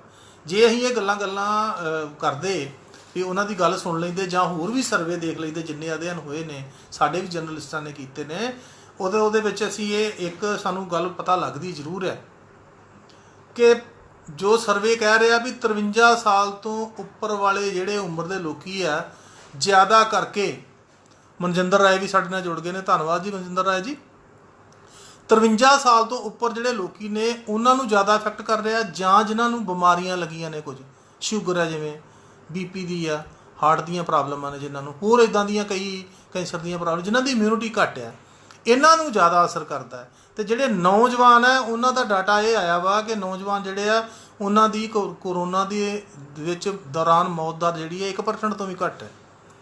ਤੇ ਜੇ ਸਰਕਾਰ ਨੂੰ ਇਹ ਗੱਲ ਦਾ ਪਤਾ ਲੱਗ ਗਿਆ ਸੀਗਾ ਤੇ ਤੁਸੀਂ ਇਹ ਜਾਣਦੇ ਹੀ ਹੋ ਕਿ ਸਾਡੇ ਦੇਸ਼ ਦਾ ਡਾਟਾ ਜਿਹੜਾ ਸਾਡੇ ਮੈਕਸਿਮਮ ਇੱਥੇ ਜਵਾਨ ਲੋਕੀ, ਇਟਲੀ 'ਚ ਬਹੁਤੇ ਲੋਕੀ ਮਰਨ ਦਾ ਗੱਲ ਹੀ ਇਹੋ ਸੀਗੀ ਕਿ ਉੱਥੇ 50 ਸਾਲ ਜਾਂ 55 ਸਾਲ ਤੋਂ ਵੱਧ ਲੋਕਾਂ ਦੀ ਪਾਪੂਲੇਸ਼ਨ ਜ਼ਿਆਦਾ ਹੈ। ਸਾਡੇ ਦਾ ਇੱਥੇ ਜਿਹੜਾ ਵਾ ਇੱਥੇ ਜਵਾਨ ਲੋਕੀ ਜਿਹੜੇ ਨੇ ਜ਼ਿਆਦਾ ਨੇ, ਨੌਜਵਾਨ ਜ਼ਿਆਦਾ ਨੇ, ਯੂਥ ਬਹੁਤ ਆ ਤੇ ਬੁੱਢੇ ਘੱਟ ਆ। ਜਿਹੜੇ 50 ਸਾਲ ਤੋਂ ਜਾਂ 55 ਸਾਲ ਤੋਂ ਵੱਧ ਸੀਗੇ, ਜਾਂ ਇੱਕ ਤਾਂ ਇਹ ਕੈਟੇਗਰੀ, ਦੂਸਰੀ ਜਾਂ ਜਿਨ੍ਹਾਂ ਨੂੰ ਬਿਮਾਰੀਆਂ ਲੱਗੀਆਂ ਸੀਗੀਆਂ, ਉਹਨਾਂ ਨੂੰ ਲੋਕਡਾਊਨ ਦੇ ਵਿੱਚ ਰੱਖਿਆ ਜਾ ਸਕਦਾ ਸੀ। ਤੇ ਬਾਕੀ ਜਿਹੜਾ ਯੂਥ ਸੀਗਾ ਉਹਨੂੰ ਕੰਮ ਕਰਨ ਨੂੰ ਦੇਣਾ ਚਾਹੀਦਾ ਸੀਗਾ, ਉਹਨਾਂ ਨੂੰ ਕਹਿਣਾ ਚਾਹੀਦਾ ਸੀ ਫ੍ਰੀ ਵੀ ਤੁਸੀਂ ਕੰਮ ਕਰੋ, ਤੇ ਨਾਲ WHO ਦੀਆਂ ਜਿਹੜੀਆਂ ਹਦਾਇਤਾਂ ਨੇ ਉਹਨਾਂ ਦੀ ਪਾਲਣਾ ਜ਼ਰੂਰ ਕਰੋ। ਹੁਣ ਵੀ ਤਾਂ ਲੋਕਡਾਊਨ ਖੋਲ੍ਹਿਆ, ਉਹਦੇ ਵਿੱਚ ਪਾਲਣਾ ਹੋ ਰਹੀ ਹੈ। ਜਿੰਨੇ ਘੰਟੇ ਵੀ ਕਿਤੇ ਖੋਲ੍ਹਿਆ, ਕਿਤੇ 9 ਤੋਂ 7 ਆ, 9 ਤੋਂ 3 ਆ, ਕਿਤੇ 7 ਤੋਂ 7 ਆ, ਕਿਤੇ ਕੁਛ ਆ, ਉਹ ਖੁੱਲ੍ਹਿਆ ਵਾ। ਤੇ ਉਹਦੇ ਵਿੱਚ ਇਹਨਾਂ ਨੇ ਉਹ ਲੋਕਡਾਊਨ ਦੀ ਗੱਲ ਜਿਹੜੀ ਆ, ਜਿਹਦੇ ਵਿੱਚ ਇਹਨਾਂ ਨੇ ਜਿਹੜੀਆਂ WHO ਦੀਆਂ ਸੀਗੀਆਂ ਆਪਣੇ ਕੰਡੀਸ਼ਨਾਂ, ਉਹ ਉਹਨਾਂ ਨੂੰ ਕਿਹਾ ਪਾਲਣਾ ਕਰੋ। ਮਨਜਿੰਦਰ ਰਾਏ ਜਿਹੜਾ USA ਤੋਂ ਨੇ, ਬਹੁਤ ਬਹੁਤ ਧੰਨਵਾਦ ਜੀ ਤੁਹਾਡਾ, ਤੁਸੀਂ ਸਾਡੇ ਨਾਲ ਜੁੜੇ। ਸਤਪਾਲ ਸ਼ਰਮਾ ਜੀ ਵੀ। ਔਰ ਜੇ ਇਹ ਨੌਜਵਾਨਾਂ ਨੂੰ ਕੰਮ ਕਰਨ ਦਿੰਦੇ ਤੇ ਨਾਲ ਹਦਾਇਤਾਂ, ਕਿਉਂਕਿ ਹਰ ਬੰਦੇ ਨੂੰ ਆਪਣੀ ਜਾਨ ਪਿਆਰੀ ਆ, ਔਰ ਮੈਨੂੰ ਨਹੀਂ ਲੱਗਦਾ ਕਿ ਲੋਕਡਾਊਨ ਜਿਹੜਾ ਇਹਦੇ ਵਿੱਚ ਉਹ ਪਾਲਣਾ ਨਾ ਕਰਦੇ। ਹਰ ਬੰਦਾ ਕਰ ਰਿਹਾ ਹੁਣ ਪਾਲਣਾ, ਇਹੋ ਜਿਹੀ ਕੋਈ ਗੱਲ ਨਹੀਂ। ਔਰ ਇਹਨਾਂ ਨੂੰ ਕੰਮ ਕਰਨ ਦੇਣਾ ਚਾਹੀਦਾ। ਸਾਡੀ ਇੰਡਸਟਰੀਆਂ ਚੱਲਦੀਆਂ, ਕਾਰਖਾਨੇ ਸਾਰੇ ਚੱਲਦੇ, ਬਾਕੀ ਦੇ ਨਿੱਕੇ ਛੋਟੇ ਮੋਟੇ ਕੰਮ ਧੰਦੇ ਚੱਲਦੇ, ਸੈਲਫ ਇੰਪਲਾਇਡ ਜਿਹੜੇ ਸੀ ਲੋਕੀ, ਉਹ ਆਪਣਾ ਕੰਮ ਕਰਦੇ, ਔਰ ਸਰਕਾਰ ਨੂੰ ਵੀ ਰੈਵਨਿਊ ਆਉਂਦਾ, ਤੇ ਨਾਲੇ ਇਹਨਾਂ ਨੂੰ ਪੈਸੇ ਵੀ ਨਾ ਦੇਣੇ ਪੈਂਦੇ ਲੋਕਾਂ ਨੂੰ, ਮਿਡਲ ਕਲਾਸ ਨੂੰ। ਤੇ ਇਹਨਾਂ ਨੇ ਜਿੰਨਾ ਨਾਰਾਜ਼ ਕੀਤਾ, ਸਾਨੂੰ ਪਤਾ ਕਿ ਲੋਕਾਂ ਦਾ ਕਿੰਨਾ ਬੁਰਾ ਹਾਲ ਆ। ਉਹ ਵਿਚਾਰੀ ਨੂੰ ਕੰਮ ਤਾਂ ਕਰਨ ਦਿੰਦੇ, ਕਮ ਸੇ ਕਮ ਇੱਕ ਲੋਕਡਾਊਨ 'ਚ ਰਿਲੈਕਸੇਸ਼ਨ ਦੇਣੀ ਚਾਹੀਦੀ। ਇਸ ਤੋਂ ਗੱਲ ਅਗਲੀ ਹੈ ਪੰਚਾਇਤੀ ਰਾਜ ਅਧੀਨ। ਚੀਫ ਮਿਨਿਸਟਰ ਨੇ ਥੋੜ੍ਹੇ ਜਿਹੇ ਮਤਲਬ ਅਨਾਊਂਸ ਕੀਤੀਆਂ ਸੀ ਗੱਲਾਂ, ਮੇਰੇ ਕੋਲ ਪਈਆਂ ਨੇ ਚਿੱਠੀਆਂ। ਉਹ ਇੱਕ ਤਾਂ ਇਹਨਾਂ ਨੇ ਪੰਚਾਇਤਾਂ ਦੇ ਵਾਸਤੇ ਪੰਚਾਇਤੀ ਰਾਜ ਦੇ ਅਧੀਨ ਇੱਕ ਆਰਟੀਕਲ 30 ਹੈ ਸ਼ਾਇਦ ਪੰਚਾਇਤੀ ਰਾਜ ਦਾ, ਜਿਹਦੇ ਅੰਦਰ ਤੇ ਉਹਦੀ ਇੱਕ ਸੈਕਸ਼ਨ 30 ਦੇ ਇੱਕ ਅੰਡਰ ਇੱਕ ਸੈਕਸ਼ਨ ਆਉਂਦਾ, ਉਹਦਾ ਸਬ ਸੈਕਸ਼ਨ 3 ਆ, ਜਿਹਦੇ ਵਿੱਚ ਕੋਈ ਵੀ ਸੰਕਟ ਆਵੇ ਤੇ ਪੰਚਾਇਤ ਨੂੰ ਪਿੰਡ ਵਾਲਿਆਂ ਨੂੰ ਕੁਝ ਦੇਣਾ ਹੁੰਦਾ। ਉਹਨਾਂ ਨੇ ਸੰਕਟ ਸਮੇਂ ਪੰਚਾਇਤ ਵਾਲੇ ਪਿੰਡ ਦੀ ਮਦਦ ਕਰਨੀ ਹੁੰਦੀ ਹੈ। ਉਹ ਚਿੱਠੀ ਇਹਨਾਂ ਦੇ ਡਾਇਰੈਕਟਰ ਨੇ ਕੱਢੀ ਪੰਚਾਇਤੀ ਰਾਜ ਦੇ, ਕਿ ਜਿਹੜਾ ਪਿੰਡ ਦਾ ਸਰਪੰਚ ਆ, ਉਹ ਰੋਜ਼ਾਨਾ 5000 ਰੁਪਈਆ ਲੋਕਾਂ ਦੇ ਉੱਤੇ ਖਰਚ ਸਕਦਾ ਉਹਨਾਂ ਦੀਆਂ ਦਵਾਈਆਂ ਦੇਣ ਵਾਸਤੇ, ਜਾਂ ਉਹਨਾਂ ਨੂੰ ਕਿਸੇ ਨੂੰ ਖਾਣੇ ਦੀ ਲੋੜ ਹੈ ਤੇ ਖਾਣਾ ਦੇਣਾ। ਔਰ 50000 ਰੁਪਈਏ ਤੱਕ ਉਹ ਲੋਕਡਾਊਨ ਪਹਿਲੇ 'ਚ ਖਰਚ ਸਕਦਾ। ਉਹ ਤੋਂ ਬਾਅਦ ਫਿਰ ਲੈ ਲੇ, ਫਿਰ ਮਤਲਬ ਕਰ ਲੇ, ਮਨਜ਼ੂਰ ਕਰਵਾ ਲੇ। ਲੇਕਿਨ ਜੋ ਸਾਨੂੰ ਪਤਾ ਲੱਗਾ ਕਿਸੇ ਨੇ ਕੁਛ ਨਹੀਂ ਦਿੱਤਾ। ਇਸੇ ਤਰ੍ਹਾਂ ਹੀ ਨਗਰ ਪੰਚਾਇਤਾਂ 25000 ਰੁਪਈਆ ਇੱਕ ਦਿਨ ਦਾ ਖਰਚ ਸਕਦਾ ਸੀ, ਜਿਹੜੀਆਂ ਮਿਊਨਿਸਪਲ ਕਮੇਟੀਆਂ 50000, ਜਿਹੜੇ ਨਗਰ ਨਿਗਮ ਨੇ ਵੱਡੇ ਜਿਹੜੇ ਆ, ਜਿੱਦਾਂ ਲੁਧਿਆਣਾ, ਅੰਮ੍ਰਿਤਸਰ ਆ, ਉੱਥੇ ਸ਼ਾਇਦ ਲੱਖ ਰੁਪਈਆ ਜਾਂ 75000 ਆ। ਮੈਨੂੰ ਬਹੁਤਾ ਮੈਂ ਉਹ ਧਿਆਨ ਨਹੀਂ ਕੀਤਾ ਦੇ ਵੱਲ, ਮੈਨੂੰ ਫਿਗਰ ਨਹੀਂ ਯਾਦ ਹੈਗੀ, ਇੰਨਾ ਕੁ ਸੀਗਾ ਇੱਕ ਦਿਨ ਦਾ ਖਰਚ ਸਕਦਾ। ਔਰ ਕਿਤੇ ਵੀ ਕੁਛ ਨਹੀਂ ਖਰਚਿਆ। ਸਾਡੇ ਆ ਗੁਰਦਾਸਪੁਰ ਮਿਊਨਿਸਪਲ ਕਮੇਟੀ ਹੈ, ਉੱਥੇ ਹੀ ਵਾਰਡਾਂ ਦੇ ਵਿੱਚੋਂ ਤਕਰੀਬਨ ਪੁੱਛਦੇ ਰਹੇ ਨੇ, ਕਿਸੇ ਨੂੰ ਕੁਛ ਨਹੀਂ ਮਿਲਿਆ, ਨਾ ਹੀ ਕੋਈ ਦੁਬਾਰਾ ਆਇਆ। ਪਹਿਲੋਂ ਚਾਅ ਦੇ ਵਿੱਚ ਸਮਾਜ ਸੇਵੀ ਸੰਸਥਾਵਾਂ ਵੀ ਆਈਆਂ, ਲੋਕੀ ਵੀ ਆਏ ਨੇ ਜਿਹੜੇ ਸਰਕਾਰ ਨਾਲ ਜੁੜੇ ਹੋਏ ਨੇ, ਥੋੜ੍ਹਾ ਦੇ ਕੇ ਉਦੋਂ ਬਾਅਦ ਕਿਸੇ ਨੇ ਕਿਸੇ ਦਾ ਕੁਛ ਨਹੀਂ ਮਤਲਬ ਕੀਤਾ। ਪੰਜਾਬ ਬੋਲਦਾ ਜੀ ਇਹਨਾਂ ਨੇ ਬੁੱਢੇ ਬਹੁਤ ਹਨ ਪਰ ਮੰਨਦੇ ਨਹੀਂ ਹਨ ਕਿ ਉਹ ਬੁੱਢੇ ਹਨ। ਚਲੋ ਥੈਂਕ ਯੂ, ਮੰਨਣਾ ਵੀ ਨਹੀਂ ਚਾਹੀਦਾ, ਦਿਲ ਜਵਾਨ ਹੋਣਾ ਚਾਹੀਦਾ ਵਾ, ਫਿਰ ਵੀ ਇਹਦਾ ਮਤਲਬ ਉਹ ਤੰਦਰੁਸਤ ਰਹਿੰਦੇ ਨੇ। ਦਿਲਪ੍ਰੀਤ ਚਾਹਲ ਜੀ, ਸਰਕਾਰ ਝਟਕੇ ਮਾਰ ਰਹੀ ਹੈ, ਪਹਿਲਾਂ ਰੇਲਾਂ ਬੰਦ ਕੀਤੀਆਂ ਤੇ ਫਿਰ ਇੱਕਦਮ ਚਲਾ ਦਿੱਤੀਆਂ, ਜਿਸ ਕਾਰਨ ਹਾਦਸਾ ਹੋਇਆ। ਤੇ ਹਾਂ, ਕੱਲ੍ਹ ਪਰਸੋਂ ਜੇ ਮਜ਼ਦੂਰ ਜਿਹੜੇ ਆ ਉਹ ਵਿਚਾਰੇ ਥੱਲੇ ਆ ਗਏ ਨੇ, ਉਹਨਾਂ ਨੂੰ ਇੰਨੀ ਨੀਂਦ ਆਈ ਹੋਈ ਸੀਗੀ ਕਿ ਉਹ ਪਟੜੀ ਦੇ ਉੱਤੇ ਹੀ ਸੌਂ ਗਏ, ਕਿਉਂਕਿ ਸੜਕਾਂ ਦੇ ਉੱਤੇ ਤਾਂ ਉਹਨਾਂ ਨੂੰ ਜਾਣ ਹੀ ਨਹੀਂ ਦਿੱਤਾ ਜਾਂਦਾ ਵਿਚਾਰਿਆਂ ਨੂੰ। ਸਰਕਾਰ ਡੰਡੇ ਮਾਰਦੀ ਹੈ। ਜਿਹੜੀ ਪੁਲਿਸ ਆ, ਚਲੋ ਜੇ ਇਹਨਾਂ ਨਾਲ ਇੱਕ ਹਾਦਸਾ ਹੋਇਆ ਪਟਿਆਲੇ, ਤੇ ਸਾਰਿਆਂ ਨਾਲ ਸਿੰਪਤੀ ਹੈ, ਸਾਰਿਆਂ ਨੂੰ, ਲੋਕਾਂ ਨੂੰ, ਪੰਜਾਬ ਦਿਆਂ ਨੂੰ, ਈਵਨ ਸਾਰੇ ਇੰਡੀਆ ਨੂੰ ਸਿੰਪਤੀ ਹੈ। ਪਰ ਯਾਰ ਜਦੋਂ ਇਹ ਕੰਮ ਕਰਦੇ ਨੇ, ਆ ਕੱਲ੍ਹ ਪਰਸੋਂ ਦਾ ਵੀ ਇੱਕ ਹਾਦਸਾ ਇਹਨਾਂ ਨੇ ਕੱਲ੍ਹ ਦਾ ਕਰ ਦਿੱਤਾ, ਔਰ ਲੋਕਾਂ ਨੂੰ, ਗਰੀਬਾਂ ਨੂੰ ਜਦੋਂ ਡੰਡੇ ਮਾਰਦੇ ਆ। ਮੇਰੇ ਨਾਲ ਵੀ ਇਹ ਹੋ ਚੁੱਕਾ। ਮੈਂ ਇੱਕ ਦਿਨ ਬਾਜ਼ਾਰ ਗਿਆ ਸੀ ਤੇ ਮੇਰੇ ਨਾਲ ਬਹਿਸ ਹੋ ਗਈ ਇਹਨਾਂ ਦੀ, ਔਰ ਮੈਂ ਇਹਨਾਂ ਨੂੰ ਕਿਹਾ ਵੀ ਮੈਂ ਦਵਾਈ ਲੈਣ ਚੱਲਿਆ, ਕਿਉਂਕਿ ਮੈਨੂੰ ਦਵਾਈ ਚਾਹੀਦੀ ਸੀ, ਔਰ ਮੇਰੀ ਇਹਨਾਂ ਨੇ ਬੇਇੱਜ਼ਤੀ ਕਰਨੀ ਚਾਹੀ। ਮੈਂ ਉਦੋਂ ਟੀ-ਸ਼ਰਟ ਪਜਾਮੇ 'ਚ ਸੀਗਾ। ਫਿਰ ਇਹਨਾਂ ਨੂੰ ਮੈਂ ਥੋੜ੍ਹਾ ਜਿਹਾ ਦੱਸਿਆ, ਫਿਰ ਵੀ ਇਹ ਕਹਿੰਦੇ ਵੀ ਫਿਰ ਕੀ ਹੋ ਗਿਆ। ਫਿਰ ਮੈਂ ਥੋੜ੍ਹਾ ਜਿਹਾ ਇਹਨਾਂ ਦਾ ਨੋਟ ਕੀਤਾ ਵੀ ਮੈਂ ਹੁਣੇ ਹੀ ਫੋਨ ਕਰਨਾ ਡਿਪਟੀ ਕਮਿਸ਼ਨਰ ਨੂੰ, ਤਾਂ ਫਿਰ ਇਹ ਹੱਥ ਜੋੜਨ ਲੱਗ ਪਏ, ਜਾ ਭਰਾ ਜਾ, ਪੰਗਾ ਨਹੀਂ ਲੈਣਾ ਤੇਰੇ ਨਾਲ। ਮਤਲਬ ਇਸ ਤਰ੍ਹਾਂ ਦੀਆਂ ਗੱਲਾਂ ਨੇ। ਬਹੁਤ ਬੁਰਾ ਹਾਲ ਹੈ ਇਹਨਾਂ ਦਾ, ਏਡੀ ਕੋਈ ਚੰਗੇ ਨਹੀਂ ਹੈਗੇ। ਪੁਲਿਸ ਨੂੰ ਵੀ ਨਹੀਂ ਇੱਦਾਂ ਕਰਨਾ ਚਾਹੀਦਾ। ਆਮ ਪਬਲਿਕ ਨੂੰ ਜਿਹੜੀ ਅੱਗੇ ਬੜੀ ਦੁਖੀ ਹੈ, ਆਮ ਪਬਲਿਕ ਜਿਹੜੀ ਹੈ।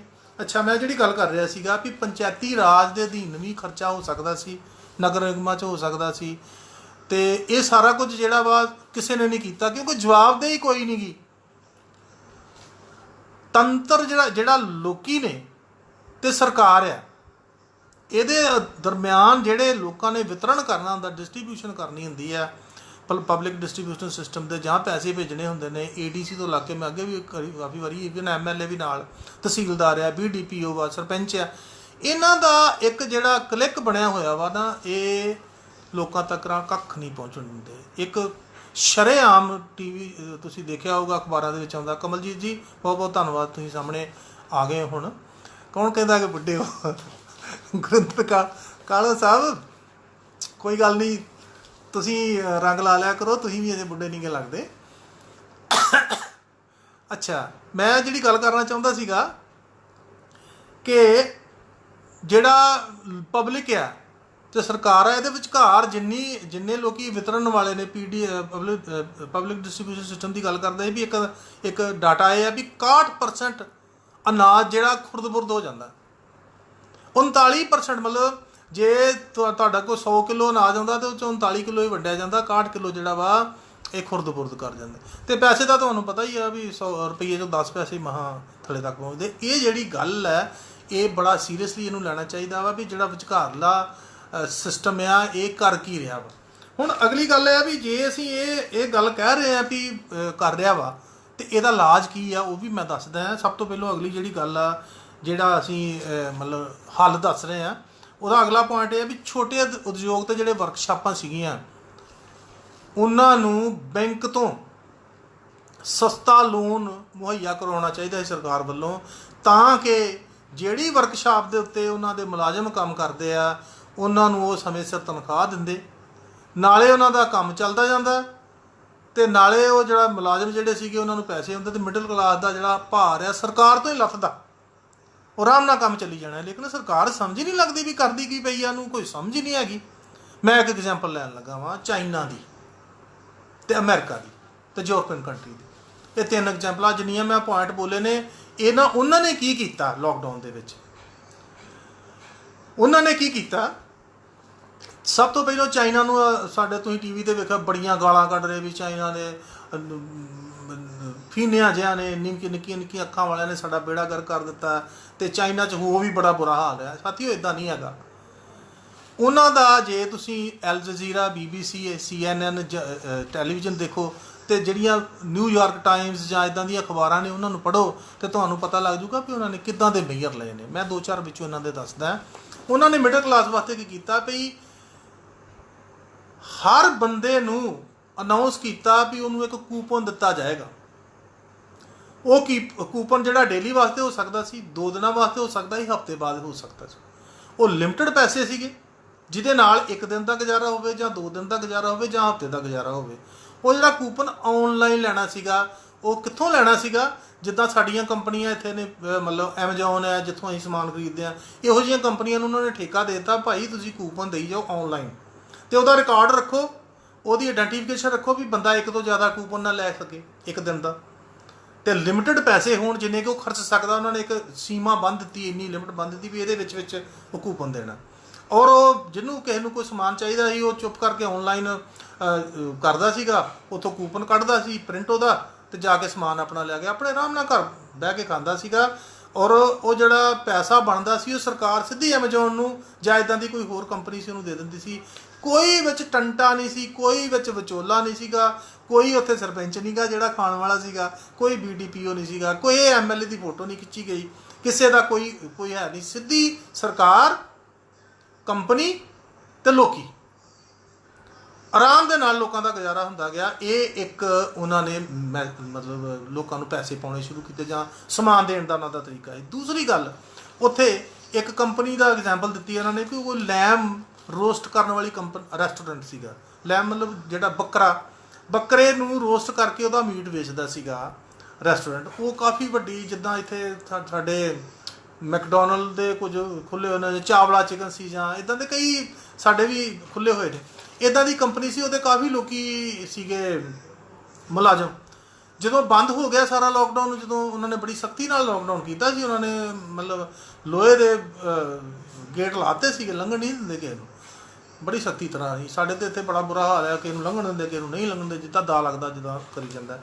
ਉਹ ਜਦੋਂ ਲੋਕਡਾਊਨ ਹੋਇਆ ਤਾਂ ਉਹ ਰੋਇਆ, ਕਹਿੰਦਾ ਵੀ ਭਾਈ ਮੈਂ ਕਿੱਥੋਂ ਦੇਵਾਂ ਇਹਨਾਂ ਨੂੰ ਪੈਸੇ, ਮੁਲਾਜ਼ਮਾਂ ਨੂੰ, ਕਿਉਂਕਿ ਸਰਕਾਰ ਨੇ ਕਿਹਾ ਵੀ ਮੁਲਾਜ਼ਮਾਂ ਨੂੰ ਪੈਸੇ ਜ਼ਰੂਰ ਦੇਣੇ ਆਪਣਿਆਂ ਨੂੰ। ਜਿਹੜੇ ਵੀ ਕਾਰਖਾਨਾ ਚਲਾ ਰਿਹਾ ਜਾਂ ਕੋਈ ਰੈਸਟੋਰੈਂਟ ਚਲਾ ਰਿਹਾ, ਜਿਹੜਾ ਵੀ ਕੋਈ ਸਰਵਿਸ ਦੇ ਰਿਹਾ ਇੰਪਲੋਇਮੈਂਟ, ਉਹ ਆਪਣੇ ਮੁਲਾਜ਼ਮਾਂ ਨੂੰ ਪੈਸੇ ਦੇਵੇ ਅਤੇ ਕੰਮ ਨਾ ਬੰਦ ਕਰੇ। ਜਦੋਂ ਉਹਨੇ ਕਿਹਾ ਵੀ ਮੇਰਾ ਜਿਹੜਾ ਕੰਮ ਖਰਾਬ ਹੋ ਗਿਆ ਵਾ, ਬਹੁਤ ਘੱਟ ਲੋਕਾਂ ਨੂੰ ਵਿਕਰੀ ਹੋਈ ਆ, ਅਤੇ ਮੈਂ ਕਿੱਥੋਂ ਦੇਵਾਂ? ਸਰਕਾਰ ਦੇ ਉੱਥੋਂ ਉਸ ਇਲਾਕੇ ਦੇ ਜਿੰਨੇ ਨੁਮਾਇੰਦੇ ਸੀ ਉਹਨਾਂ ਨੇ ਉਸੇ ਵੇਲੇ ਮੀਟਿੰਗ ਐਮਰਜੈਂਸੀ ਕੀਤੀ ਔਰ ਬੈਂਕ ਨੂੰ ਅਨਾਊਂਸ ਕੀਤਾ ਕਿ ਇਹਨੂੰ ਸਸਤਾ ਲੋਨ ਦਿੱਤਾ ਜਾਵੇ। ਇਸ ਤਰ੍ਹਾਂ ਦੀਆਂ ਪਤਾ ਨਹੀਂ ਕਿੰਨੀਆਂ ਕੰਪਨੀਆਂ ਚਾਈਨਾ ਦੇ ਵਿੱਚ ਸੀਗੀਆਂ ਜਿਨ੍ਹਾਂ ਨੂੰ ਬੈਂਕ ਵੱਲੋਂ ਲੋਨ ਦਿੱਤੇ ਗਏ। ਫਿਰ ਉਹਨਾਂ ਨੇ ਮੁਲਾਜ਼ਮਾਂ ਦੀ ਤਨਖਾਹ ਦਿੱਤੀ, ਉਹਦਾ ਕੰਮ ਚੱਲਦਾ ਰਿਹਾ, ਸਰਕਾਰ ਨੂੰ ਵੀ ਰੈਵਨਿਊ ਆਈ ਗਿਆ ਔਰ ਲੋਕਾਂ ਨੂੰ ਤਨਖਾਹ ਵੀ ਮਿਲੀ ਗਈ, ਅਤੇ ਕੋਈ ਪ੍ਰੋਬਲਮ ਨਹੀਂ ਕਿਸੇ ਨੂੰ। ਸਾਡੇ ਇੱਥੇ ਕੀ ਆ ਵੀ ਫਰਜ਼ ਕਰ ਲਓ ਕਿਸੇ ਦੀ ਵਰਕਸ਼ਾਪ ਆ ਛੋਟੀ ਜਿਹੀ, ਉਹ ਬੈਂਕ ਜਾਏ ਤਾਂ ਬੈਂਕ ਵਾਲੇ ਤਾਂ ਪਹਿਲਾਂ ਉਹਨੂੰ 100 ਘੂਰੀਆਂ ਕੱਢਦੇ ਆ। ਇੱਥੇ ਕਿਸੇ ਨੂੰ ਕੁਛ ਨਹੀਂ ਲੋਨ ਦਿੱਤਾ ਜਾ ਸਕਦਾ। ਔਰ ਆ ਤੁਹਾਡੇ ਸਾਹਮਣੇ ਜਿਹੜੇ ਬਾਹਰ ਦੌੜ ਗਏ ਨੇ ਨੀਰਵ ਮੋਦੀ ਵਰਗੇ, ਉਹਨਾਂ ਨੂੰ ਐਵੇਂ ਦੇ ਗਏ ਲੋਨ, ਮਾਫ ਵੀ ਕਰ ਦਿੱਤਾ ਇਹਨਾਂ ਨੂੰ। ਜਿਹੜਾ ਮਿਡਲ ਕਲਾਸ ਆ ਉਹਦੀ ਇੰਨੀ ਬੁਰੀ ਹਾਲਤ ਆ ਕਿ ਉਹਨਾਂ ਨੂੰ ਇਹ ਲੋਨ ਨਹੀਂ ਮਿਲ ਸਕਦਾ। ਦਿਲਪ੍ਰੀਤ ਚਾਹਲ ਜੀ, ਮੌੜ ਮੰਡੀ ਵੀ ਲੋਹੇ ਦੀਆਂ ਸਲਾਖਾਂ ਨਾਲ ਸੀਲ ਹੋਇਆ, ਬੜੀ ਵਧੀਆ ਗੱਲ ਆ, ਪਰ ਨਾਲ ਸੀਲ ਹੀ ਨਿਰਾ ਕੀਤਾ ਵਾ ਕਿ ਲੋਕਾਂ ਨੂੰ ਕੁਝ ਦਿੱਤਾ ਵੀ ਹੈ। ਲੋਕਾਂ ਨੂੰ ਕੁਝ ਨਹੀਂ ਦਿੱਤਾ ਹੋਊਗਾ। ਚਾਈਨਾ ਨੇ ਤੇ ਲੋਕਾਂ ਨੂੰ ਇਸ ਜਿਹੜਾ ਮੈਂ ਤੁਹਾਨੂੰ ਦੱਸ ਰਿਹਾ ਵਾਂ ਕਿ ਕਿੱਦਾਂ ਉਹਨਾਂ ਨੂੰ ਪੈਸੇ ਜਿਹੜੇ ਆ ਉਹਨਾਂ ਦਾ ਕੰਮ ਚੱਲਦਾ ਰਹਿੰਦਾ, ਜਿਹੜੀ ਰਸਦ ਸੀਗੀ ਉਹਨਾਂ ਨੂੰ ਕੂਪਨ ਸਿਸਟਮ ਨਾਲ ਮਿਲਦੀ ਰਹੀ ਆ। ਔਰ ਬੜਾ ਹੀ ਮੈਂ ਕਹਿੰਦਾ ਐਡਾ ਵਧੀਆ ਸਿਸਟਮ ਆ। ਸਾਡੇ ਇੱਥੇ ਕਿਉਂ ਨਹੀਂ ਬਣਾਉਂਦਾ? ਸਾਡੇ ਲੋਕਾਂ ਨੂੰ ਕਿਉਂ ਨਹੀਂ ਸਾਡੇ ਲੀਡਰਾਂ ਨੂੰ ਨਹੀਂ ਕੁਝ ਵੀ ਪਤਾ? ਉਹ ਬਾਅਦ 'ਚ ਗੱਲ ਕਰਦਾ ਮੈਂ ਥੋੜ੍ਹਾ ਜਿਹਾ। ਅਮਰੀਕਾ ਨੇ $1200 ਪ੍ਰਤੀ ਵਿਅਕਤੀ ਲੋਕਾਂ ਦੇ ਖਾਤੇ 'ਚ ਪਾਉਣਾ ਸ਼ੁਰੂ ਕੀਤਾ। ਯੂਰਪ 'ਚ ਵੀ ਬਹੁਤ ਸਾਰੇ ਕੰਟਰੀ ਜਿਹੜੇ ਨੇ ਉਹਨਾਂ ਨੇ, ਸਾਡੇ ਵੀ ਰਿਸ਼ਤੇਦਾਰ ਨੇ, ਤੁਹਾਡੇ ਵੀ ਰਿਸ਼ਤੇਦਾਰ ਉਹਨੂੰ ਦੱਸਦੇ ਹੋਣਗੇ ਕਿ $1200 ਉਹਨਾਂ ਨੇ ਵੀ ਪ੍ਰਤੀ ਵਿਅਕਤੀ। ਸਾਡੇ ਇੱਥੇ $2000 ਦੀ ਲੋੜ ਆ, ਜਿਹੜੀ ਮੈਂ ਗੱਲ ਕੀਤੀ ਹੈ, ਉਹ ਇਹਨਾਂ ਕੋਲ ਪੈ ਨਹੀਂ ਸਕਦਾ। ਹੁਣ ਅਗਲੀ ਗੱਲ ਅਸਲ ਦੇ ਵਿੱਚ ਇਹ ਹੈ ਕਿ ਇਹ ਜਿਹੜਾ ਮਿਡਲ ਕਲਾਸ ਦੀ ਮਦਦ ਜਿਹੜੀ ਹੈ ਸਰਕਾਰ ਨੇ ਨਹੀਂ ਕੀਤੀ, ਔਰ ਕਿਉਂ ਨਹੀਂ ਕੀਤੀ ਉਹਦਾ ਇੱਕ ਬੜਾ ਵੱਡਾ ਕਾਰਨ ਹੈ। ਉਹ ਮੈਂ ਤੁਹਾਡੇ ਸਾਹਮਣੇ ਜ਼ਰੂਰ ਪੇਸ਼ ਕਰਾਂਗਾ। ਉਦੋਂ ਪਹਿਲੋਂ ਸਰਕਾਰ ਨੂੰ ਮੈਂ ਜ਼ਰੂਰ ਇੱਕ ਗੱਲ ਬੇਨਤੀ ਕਰਾਂਗਾ ਇਸ ਚੈਨਲ ਦੇ ਮਾਧਿਅਮ ਤੋਂ ਥਾਈਂ ਵੀ ਜਿਹੜੀ ਮਿਡਲ ਕਲਾਸ ਹੈ ਇਹੋ ਹੀ ਇਕਨੋਮੀ ਚਲਾ ਰਹੀ ਹੈ। ਜਿੰਨਾ ਦਿਮਾਗ ਆ, ਦੇਖੋ 3 ਕੈਟੇਗਰੀਆਂ ਮੈਂ ਕੀਤੀਆਂ ਸੀਗੀਆਂ, ਇੱਕ ਅਮੀਰ ਲੋਕੀ ਕੀਤੇ ਸੀਗੇ, ਇੱਕ ਗਰੀਬ ਤੇ ਇੱਕ ਮਿਡਲ ਕਲਾਸ। ਅਮੀਰ ਲੋਕੀ ਇਕਨੋਮੀ 'ਚ ਪੈਸਾ ਲਾਉਂਦੇ ਆ, ਗਰੀਬ ਲੋਕੀ ਆਪਣਾ ਸਰੀਰ ਲਾਉਂਦੇ ਆ, ਅਤੇ ਜਿਹੜੀ ਮਿਡਲ ਕਲਾਸ ਆ ਇਹ ਸਰੀਰ ਤੇ ਦਿਮਾਗ ਲਾ ਕੇ ਇਕਨੋਮੀ ਚਲਾ ਰਹੀ ਹੈ। ਦੇਸ਼ ਦੀ ਰੀੜ੍ਹ ਦੀ ਹੱਡੀ ਹੈ, ਤੁਸੀਂ ਰੀੜ੍ਹ ਦੀ ਹੱਡੀ ਤੋੜ ਦਿੱਤੀ ਹੈ। ਔਰ ਰੀੜ੍ਹ ਦੀ ਹੱਡੀ ਤੋੜਨ ਦੇ ਨਾਲ ਮਿਡਲ ਕਲਾਸ ਦੀ ਟੁੱਟੀ ਹੈ। ਦੇਸ਼ ਦੀ ਰੀੜ੍ਹ ਦੀ ਹੱਡੀ ਟੁੱਟ ਗਈ ਕਿਵੇਂ? ਇਕਨੋਮੀ ਸਾਰੀ ਡਾਊਨ ਹੋ ਗਈ, ਕਿਉਂਕਿ ਇਹਨਾਂ ਕੋਲ ਪੈਸੇ ਖਤਮ ਹੋ ਗਏ ਆ। ਇਹੋ ਹੀ ਪੈਸੇ ਖਰਚਦੇ, ਸਭ ਤੋਂ ਜ਼ਿਆਦਾ ਖਰਚ ਵੀ ਇਹ ਕਰਦੇ। ਕਾਰਾਂ ਇਹ ਲੈਂਦੇ ਆ, ਘਰ ਵਧੀਆ ਇਹ ਬਣਾਉਂਦੇ ਆ, ਵਿਆਹਾਂ 'ਤੇ ਬੜਾ ਖਰਚ ਕਰਦੇ ਆ। ਤਕਰੀਬਨ ਤੇ ਇਹਨਾਂ ਦੀਆਂ ਜਨਾਨੀਆਂ ਵਧੀਆ ਤੋਂ ਵਧੀਆ ਸੂਟ ਲੈਂਦੀਆਂ। ਬੰਦੇ ਤਾਂ ਚਲੋ ਭਾਵੇਂ ਮੈਨੂੰ ਨਹੀਂ ਪਤਾ ਵੀ ਕਿੱਦਾਂ ਦੇ ਲੈਂਦੇ ਨੇ ਸੂਟ, ਲੇਕਿਨ ਵਧੀਆ ਤੋਂ ਵਧੀਆ ਸੂਟ ਇਹਨਾਂ ਦੀਆਂ ਔਰਤਾਂ ਲੈਂਦੀਆਂ। ਅਸੀਂ ਦੇਖਦੇ ਹਾਂ ਵਿਆਹਾਂ ਦੇ ਵਿੱਚ ਕਿੰਨਾ ਸੋਨਾ ਬੜਾ ਲੈਂਦੀਆਂ ਨੇ। ਔਰ ਇਹ ਇਕਨੋਮੀ ਨੂੰ ਇਹੋ ਹੀ ਚਲਾਉਂਦੀਆਂ ਨੇ, ਰੀੜ੍ਹ ਦੀ ਹੱਡੀ ਆ। ਅਤੇ ਸਰਕਾਰ ਦੀ ਇਕਨੋਮੀ ਜਿਹੜੀ ਆ ਉਹ ਬੰਦ ਹੋ ਰਹੀ ਹੈ, ਕਿਉਂਕਿ ਇਕਨੋਮੀ ਜਿਉਂ ਵਧੇਗੀ ਅਤੇ ਮਿਡਲ ਕਲਾਸ ਵੀ ਵਧੇਗੀ। ਇਕਨੋਮੀ ਡਾਊਨ ਹੋਏਗੀ ਤਾਂ ਕੀ ਹੋਏਗਾ? ਗਰੀਬੀ ਵਧੇਗੀ ਅਤੇ ਜਾਂ ਅਮੀਰ ਵਧਣਗੇ। ਔਰ ਸਾਡੇ ਦੇਸ਼ 'ਚ ਇਹੋ ਹੀ ਹੋ ਰਿਹਾ, ਇਕਨੋਮੀ ਡਾਊਨ ਹੋ ਰਹੀ ਹੈ, ਅਮੀਰਾਂ ਦੀ ਗਿਣਤੀ ਵੱਧ ਰਹੀ ਹੈ ਅਤੇ ਗਰੀਬਾਂ ਦੀ ਵੱਧ ਰਹੀ ਹੈ, ਮਿਡਲ ਕਲਾਸ ਘੱਟ ਰਹੀ ਹੈ। ਔਰ ਦੇਸ਼ ਜਿਹੜਾ ਵਾ ਠਾਹ ਨੂੰ ਜਾ ਰਿਹਾ ਵਾ। ਇਹਨੂੰ ਇੰਪਰੂਵ ਕਰਨ ਵਾਸਤੇ ਮਿਡਲ ਕਲਾਸ ਨੂੰ ਸਟਰੋਂਗ ਕਰਨਾ ਚਾਹੀਦਾ। ਅਜੇ ਵੀ ਬੜਾ ਚਿਰ, ਪਤਾ ਨਹੀਂ ਕਦੋਂ ਚਿਰ ਲੋਕਡਾਊਨ ਚੱਲਣਾ, ਔਰ ਸਰਕਾਰ ਨੂੰ ਕੋਈ ਨਾ ਕੋਈ ਨਵਾਂ ਤਰੀਕਾ ਅਪਣਾਉਣਾ ਚਾਹੀਦਾ ਕਿ ਮਿਡਲ ਕਲਾਸ ਦੀ ਮਦਦ ਕੀਤੀ ਜਾਵੇ। ਮਿੱਤਰੋ, ਇਹ ਇੱਦਾਂ ਨਹੀਂ ਗੱਲ ਬਣਨੀ ਹੈਗੀ ਕਿ ਤੁਸੀਂ ਮਿਡਲ ਕਲਾਸ ਨੂੰ ਵਿਸਾਰ ਦੋਗੇ ਅਤੇ ਕਹੋਗੇ ਵੀ ਦੇਸ਼ ਚੱਲ ਜਾਏਗਾ। ਦੇਸ਼ ਕਦੀ ਵੀ ਮਿਡਲ ਕਲਾਸ ਤੋਂ ਬਿਨਾਂ ਨਹੀਂ ਚੱਲ ਰਿਹਾ। ਕੋਈ ਦੇਸ਼ ਨਹੀਂ ਮਿਡਲ ਕਲਾਸ ਤੋਂ ਬਿਨਾਂ ਚੱਲਿਆ। ਮਿਡਲ ਕਲਾਸ ਜਿਸ ਦੇਸ਼ ਦੀ ਸਟਰੋਂਗ ਹੋਈ ਆ, ਉਹੋ ਹੀ ਦੇਸ਼ ਵਧੀਆ ਚੱਲਿਆ ਵਾ। ਅਮੀਰ ਤਾਂ ਲੁੱਟਦੇ ਹੀ ਆ, ਅਤੇ ਗਰੀਬ ਵਿਚਾਰੇ ਉਹਨਾਂ ਕੋਲ ਸਰੀਰ ਉਹਨਾਂ ਦਾ ਹੈਗਾ, ਉਹੋ ਹੀ ਵਰਤਦੇ ਨੇ। ਹੁਣ ਇੱਕ ਬੜਾ ਵੱਡਾ ਪੁਆਇੰਟ ਜਿਹੜਾ ਮੈਂ ਦੱਸਣ ਲੱਗਾ ਵਾਂ ਭਈ ਮਿਡਲ ਕਲਾਸ ਦੀ ਬਾਤ ਇੱਥੇ ਸਰਕਾਰ ਕਿਉਂ ਨਹੀਂ ਪੁੱਛ ਰਹੀ, ਕਿਉਂ ਉਹਨੂੰ ਇਗਨੋਰ ਕਰ ਰਹੀ ਆ, ਉਹਦੇ ਬਾਰੇ ਡਿਸਕਸ ਕਰਾਂਗਾ। ਉਸ ਤੋਂ ਬਾਅਦ ਮੈਨੂੰ ਲੱਗਦਾ ਕਿ ਤੁਹਾਡੇ ਕਿਸੇ ਦਾ ਜੇ ਕੋਈ ਕੁਐਸਚਨ ਹੋਊਗਾ ਤਾਂ ਮੈਂ ਉਹਦਾ ਜਵਾਬ, ਇੱਕ ਆ ਰਿਹਾ ਵਾ ਕੁਰਿੰਦਰ PM ਐਜੂਕੇਟਡ ਹੋਣਾ ਬਹੁਤ ਜ਼ਰੂਰੀ ਹੈ। ਇਹ ਮੈਂ ਤੁਹਾਡਾ ਜਵਾਬ ਦਿੰਦਾ ਵਾਂ। ਇਹਦਾ ਪਹਿਲਾਂ ਮੈਨੂੰ ਦੱਸ ਲੈਂਦਾ ਵੀ ਕੀ ਕਾਰਨ ਹੈ ਵੀ ਸਰਕਾਰਾਂ ਇਹਨਾਂ ਵੱਲ ਧਿਆਨ ਕਿਉਂ ਨਹੀਂ ਕਰ ਰਹੀਆਂ। ਜਿੰਨੇ ਸਾਡੇ ਜਰਨਲਿਸਟ ਨੇ ਜਾਂ ਵਧੀਆ ਟੀਵੀ ਦੇ ਐਂਕਰ ਨੇ ਉਹਨਾਂ ਨੇ ਸਰਵੇ ਕੀਤਾ, ਅਸੀਂ ਵੀ ਕੀਤਾ ਸਰਵੇ। ਸਾਡੀ ਵੀ ਇਹ ਸੰਸਥਾ ਜਿਹੜੀ ਡੈਮੋਕ੍ਰੈਟਿਕ ਫਾਊਂਡੇਸ਼ਨ ਆ, ਇਹਦੇ ਵਿੱਚ ਵੀ ਕੁਝ ਡੈਮੋਕ੍ਰੈਟਸ ਹੈਗੇ ਨੇ, ਸ਼ਰਮਾ ਜੀ, ਸਤਪਾਲ ਸ਼ਰਮਾ ਜੀ ਲੁਧਿਆਣੇ ਤੋਂ ਨੇ, ਔਰ ਗੁਰਨਾਮ ਜੀ ਫਗਵਾੜੇ ਤੋਂ ਆ, ਇੱਕ ਇੰਦਰਜੀਤ ਜੀ ਸਾਡੇ ਇੱਥੋਂ ਨੇ ਕਲਾਨੌਰ ਤੋਂ, ਇੱਕ ਸਾਡੇ ਜਤਿੰਦਰ ਔਜਲਾ, ਜਤਿੰਦਰ ਔਲਖ ਹੈ ਗੁਰਦਾਸਪੁਰ ਤੋਂ, ਉਹ ਬਚਕਾ ਸਸਕਾ ਟੈਲੀਵਿਜ਼ਨ ਵੀ ਚਲਾਉਂਦਾ। ਇਹ ਸਾਰੇ, ਕਮਲਜੀਤ ਆ ਇੱਕ ਕਲਾਨੌਰੋਂ, ਇਹ ਸਾਰੇ ਕਾਫੀ ਸਰਵੇ ਕਰਦੇ ਰਹਿੰਦੇ ਨੇ ਔਰ ਇਹਨਾਂ ਦੀ ਰਿਪੋਰਟ ਵੀ ਆਉਂਦੀ ਆ। ਔਰ ਉਹ ਇਹਦੇ ਵਿੱਚ ਕੁਝ ਰਿਜ਼ਲਟ ਸਾਹਮਣੇ ਆਇਆ ਕਿ ਪਹਿਲੀ ਗੱਲ ਅਸਲ ਦੇ ਵਿੱਚ ਇਹ ਵੀ ਸਰਕਾਰਾਂ ਕਿਉਂ ਨਹੀਂ ਇਹਨਾਂ ਦਾ ਪ੍ਰਵਾਹ ਕਰਦੀਆਂ, ਉਹਦੇ ਕੀ ਕਾਰਨ ਨੇ। ਇੱਕ ਕਾਰਨ ਪਹਿਲਾ ਇਹ ਆ ਕਿ this is divided in different religion. ਜਿਹੜੀ ਮਿਡਲ ਕਲਾਸ ਹੈ 50-55% ਇਹ ਵੱਖਰੇ ਵੱਖਰੇ ਧਰਮਾਂ ਦੇ ਵਿੱਚ ਵੰਡੀ ਹੈ। ਹਰ ਬੰਦਾ ਧਰਮ 'ਚ ਵੰਡਿਆ ਹੋਣ ਕਰਕੇ ਪੋਲਰਾਈਜੇਸ਼ਨ ਹੋ ਜਾਂਦੀ। ਜਦੋਂ ਇਲੈਕਸ਼ਨ ਹੁੰਦਾ ਵਾ, ਇਹ ਸਰਕਾਰ ਇਹਨਾਂ ਨੂੰ ਵੱਖ-ਵੱਖ ਕਰ ਦਿੰਦੀ, ਖਿੰਡਾ ਦਿੰਦੀ ਆ। ਥੱਲੇ ਵਾਲਿਆਂ ਦੀ ਵੋਟਾਂ ਲੈ ਲੈਂਦੇ ਆ, ਉੱਪਰ ਵਾਲਿਆਂ ਦੀ ਵੋਟਾਂ ਜਿੱਧਰ ਪੈ ਜਾਂਦੀਆਂ ਨੇ ਉਹ ਸਰਕਾਰ ਜਿੱਤ ਜਾਂਦੀ। ਇਹਨਾਂ ਦੀ ਜਿਹੜਾ ਇਹਨਾਂ ਦਾ ਮੈਂਡੇਟ ਹੁੰਦਾ ਫਰੈਗਮੈਂਟਡ ਹੁੰਦਾ ਮਿਡਲ ਕਲਾਸ ਦਾ। ਔਰ ਸਰਕਾਰ ਨੂੰ ਜਿਹੜਾ ਗਰੀਬ ਬੰਦਾ ਵੋਟ ਪਾ ਗਿਆ, ਜਿਹੜਾ ਅਮੀਰ ਹੈ ਉਹ ਪਾ ਗਿਆ ਤੇ ਉਹ ਜਿੱਤ ਜਾਂਦੀ ਆ। ਤੇ ਉਹ ਸਰਕਾਰਾਂ ਉਹਨਾਂ ਵੱਲ ਜ਼ਿਆਦਾ ਧਿਆਨ ਦਿੰਦੀਆਂ, ਇਹਨਾਂ ਵੱਲ ਧਿਆਨ ਨਹੀਂ ਦਿੰਦੀਆਂ। ਦੂਸਰੀ ਗੱਲ ਇਹ ਆ ਕਿ do not speak with same political voice. ਇੱਕ ਆਵਾਜ਼ ਦੇ ਨਾਲ ਇਹ ਕਦੀ ਵੀ ਰਾਜਨੀਤਿਕ ਤੌਰ 'ਤੇ ਨਹੀਂ ਬਦਲੇ। ਕੀ ਕਰਦੇ ਨੇ, ਕੋਈ ਕਿਸੇ ਨੂੰ ਬੀਜੇਪੀ ਪਸੰਦ ਆ, ਕਿਸੇ ਨੂੰ ਅਕਾਲੀ ਪਸੰਦ ਆ, ਕਿਸੇ ਨੂੰ ਕਾਂਗਰਸ ਪਸੰਦ ਆ। ਹਾਂ, ਇਹ ਪੰਜਾਬ ਬੋਲਦਾ ਰਹੇ ਮੱਧ ਵਰਗੀ ਲੋਕਾਂ ਦੇ ਬਿਜਲੀ ਪਾਣੀ ਦੇ ਬਿੱਲ ਜੂਨ ਤੱਕ ਮਾਫ ਕੀਤੇ ਜਾਣ ਜੀ, ਅਤੇ ਪ੍ਰਾਈਵੇਟ ਸਕੂਲਾਂ ਦੀਆਂ ਫੀਸਾਂ ਜੂਨ ਤੱਕ ਮਾਫ ਕੀਤੀਆਂ ਜਾਣ। ਇਹ ਪਹੁੰਚਾ ਦਿੰਦੇ ਆ ਜੀ ਇਹਨਾਂ ਨੂੰ। ਮੈਨੂੰ ਆ ਥੋੜ੍ਹਾ ਜਿਹਾ ਡਿਸਕਸ ਕਰ ਲੈਣ ਦਿਓ। ਔਰ ਇਹ ਚਾਹੀਦਾ ਵਾ, ਨਹੀਂ ਪਹੁੰਚਾਉਣਗੇ ਤਾਂ ਫਿਰ ਉਹਦਾ ਵੀ ਹੱਲ ਦੱਸਦੇ ਆ ਤੁਹਾਨੂੰ। ਸਰਕਾਰ ਨੇ ਵੈਸੇ ਗੱਲਾਂ ਮੰਨਣੀਆਂ ਨਹੀਂ ਗੀਆਂ, ਕਿਉਂਕਿ ਉਹਨਾਂ ਨੂੰ ਕੱਲ੍ਹ ਅੱਜ ਮੀਟਿੰਗ ਸੀ, ਉਹਨਾਂ ਨੇ ਪੋਸਟਪੋਨ ਕਰਤੀ। ਹੁਣ ਸੋਮਵਾਰ ਹੈ, ਉਹਨੂੰ ਵੀ ਡਿਸਕਸ ਕਰਦੇ ਹਾਂ। 3 ਪੁਆਇੰਟ ਰਹਿ ਗਏ ਨੇ, ਮੈਂ ਉਹਨਾਂ ਨੂੰ ਡਿਸਕਸ ਕਰਦਾ। ਸਭ ਤੋਂ ਪਹਿਲਾਂ ਗੱਲ ਮੈਂ ਜਿਹੜੀ ਕੀਤੀ ਸੀ ਵੀ ਡਿਫਰੈਂਟ ਰਿਲੀਜਨ ਹੈ। ਦੂਸਰਾ, ਸੇਮ ਪੋਲੀਟੀਕਲ ਵਾਇਸ ਨਹੀਂ ਗੀ ਇਹਨਾਂ ਦੀ, ਬਿਲਕੁਲ ਨਹੀਂ ਗੀ।